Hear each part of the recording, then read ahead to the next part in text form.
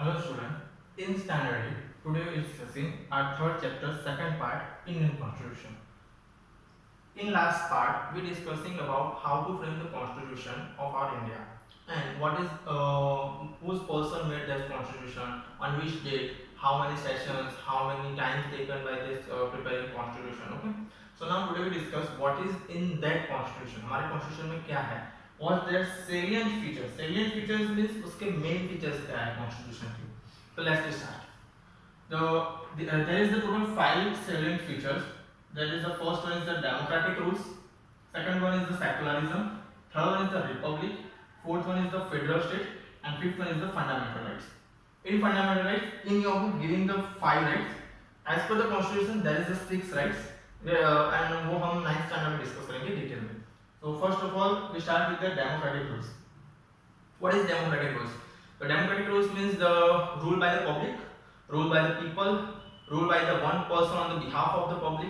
That is called the democratic. कि भाई हमारी तरफ से या फिर हमारे ओर से इलेक्ट किया गया हुआ कोई बंदा या फिर कोई एक इंसान वहाँ पे जाके रूल करेगा या फिर हमारे लिए काम करेगा, ठीक है, उसे हम डेमोक्रेटिक रूल कहते हैं जहाँ पे इलेक्शन होता है. The main features of the democratic rule is the election. अगर मैंने मेंशन नहीं किया है सो अभी याद रखना. ओके, मेन फीचर्स उसका है डेमोक्रेटिक रूल्स का इलेक्शन. इलेक्शन कमीशन होता है पूरा, 3 मेंबर होते हैं, वो सब हमें नेक्स्ट ईयर पढ़ने को मिलेगा. ठीक है, अभी हमें जानना है किस टाइप में फीचर है डेमोक्रेटिक रूल्स, जिसके अंदर पीपल के लिए, पीपल के थ्रू, पीपल के वर्क के लिए एक लीडर चूज किया जाता है जिसे हम प्राइम मिनिस्टर या फिर चीफ मिनिस्टर बोलते हैं. बाकी उनका काउंसिल ऑफ मिनिस्टर होता है जो हम डिटेल में बाद में देखेंगे. सेकंड वन है secularism. As we know, India is the vast country. There is a different type of religions. There is a different type of cultures. There is a different type of rituals. There is a different types of God also. As we know that. Okay. So secularism means the every person has their own rights to accept the any religions. कोई से force नहीं कर सकता कि भाई आपको यही धर्म अपनाना है या फिर यही धर्म फॉलो करना है. तो सेक्युलरिज्म का मतलब ये कि हम हर धर्म को सम्मान देंगे, हर धर्म का इंसान यहाँ पे बस सकता है, यहाँ पे आ सकता है. थर्ड वन है रिपब्लिक. रिपब्लिक का मीनिंग भी वही होता है कि लोगों के लिए, लोगों द्वारा. रिपब्लिक में मेन चीज है कि वहाँ पे इलेक्शन मेन पॉइंट होता है. और इलेक्शन किस किस चीज पे बेस्ड होता है कि वहाँ पे पूरा फॉर्मेट दिया गया है. यहाँ पे मैंने सेंट्रल का शो किया है, स्टेट का नहीं किया है. ठीक है, स्टेट का आपकी बुक में दिया हुआ है, ये भी बुक में है. सेंट्रल गवर्नमेंट में सबसे ऊपर होता है प्रेसिडेंट. इसके इसके अंडर में 3 मेन डिपार्टमेंट आते हैं, legislature, executive and judicial. Legislative department में पार्लियामेंट होता है. पार्लियामेंट में 2 हाउसेस है यहाँ पे हमारे, लोकसभा एंड राज्यसभा. हमें पता है Lok Sabha is the lower house and Rajya Sabha is the upper house. How many members are there, who's the president or who's the chairman of that member house, and all that we discussing in the next year. Executive department, there is the prime minister, और prime minister के अंदर में होता है council of minister. Who's our current prime minister? Narendra Modi. Judiciary, judiciary में होता है supreme court. And then after वो स्टेट लेवल पे चला जाता है जहाँ पे होता है high court, subsidiary courts and other taluka courts में होता है. तो सेंट्रल लेवल पे हमारा सुप्रीम कोर्ट. अच्छा, सेम चीज मैं यहाँ पे बता देता हूँ बिना चेंज किए. यहाँ पे स्टेट हो, स्टेट गवर्नमेंट का होता है governor. There is also 3 department, legislature, executive and judiciary.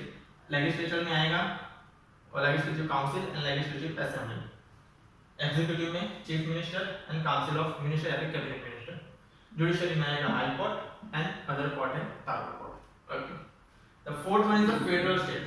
As we know, कितने स्टेट है इंडिया में? इंडिया में टोटल स्टेट्स है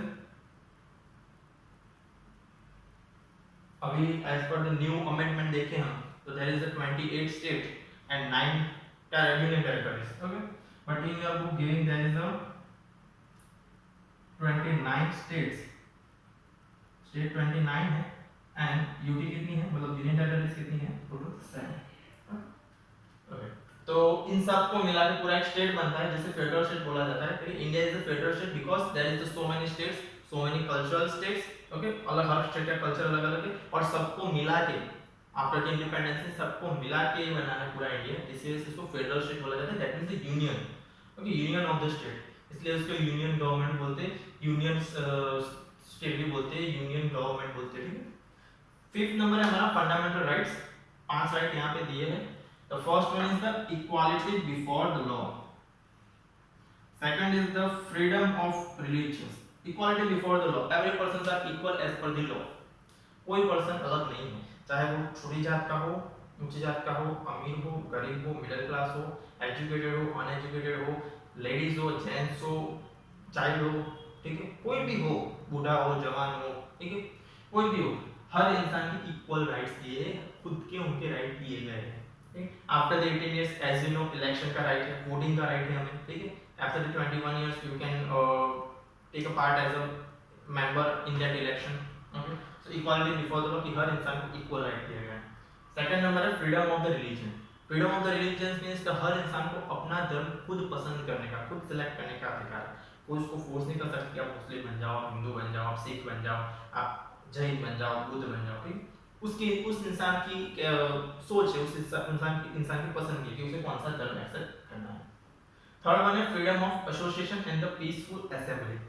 ओके, थर्ड वन दिया है यहाँ पे freedom of association, peaceful assembly, मतलब हर इंसान को अपनी खुद का एसोसिएशन स्टार्ट करने का, लाइक वो रिलीजियस एसोसिएशन हो या फिर कोई भी एसोसिएशन हो, ठीक है, उसका अधिकार है।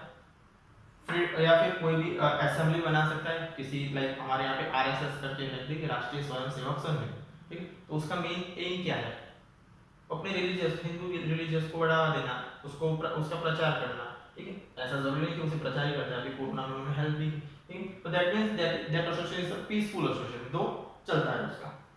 Freedom of speech and expression, हमें अधिकार है बोलने का, बताने का कि भी हम क्या है, हमारे अधिकार क्या है, मांग सकते हैं, ड्यूटीज निभा सकते हैं, ठीक है, that is the freedom of speech and expression.